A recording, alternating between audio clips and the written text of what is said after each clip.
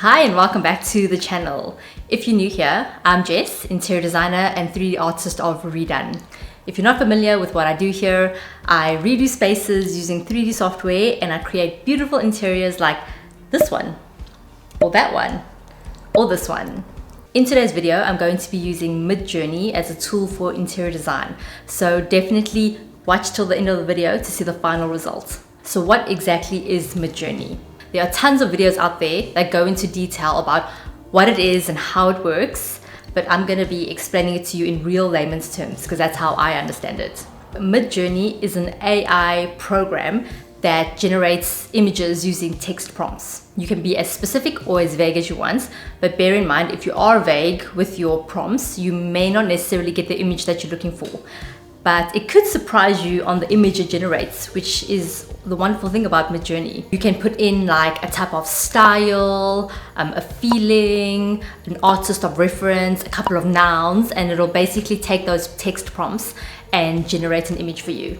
I've got a project that I'm working on and I thought it would be pretty cool to use Midjourney as a tool for inspiration or reference for my design. So let me show you how I did it. So Discord is the server Midjourney works through, and I'm going to type in /imagine and then the prompt thingy comes up. For my design, I'm thinking modern, rustic, neutral colored living room interior design. And then I'll click on enter and then it starts to generate. And it takes about a minute to generate 4 different images.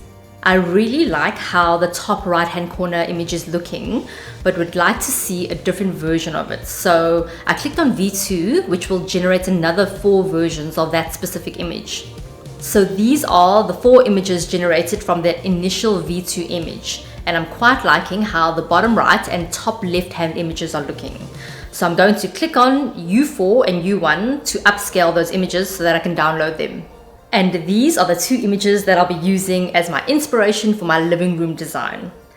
Okay, first thing I'm noticing is that it's a bit too rustic. Like the sofa seat is completely wood, which obviously is totally impractical and like kind of funny. I really love that they've got these 3 long windows on the back wall, and I'm digging the overall layout of the room. What I also like is the color palettes. Neutrals with timber and like some greenery.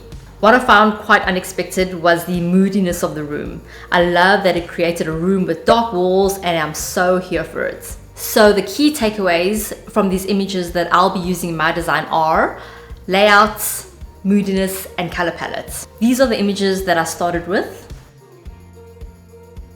And this is my version of the design.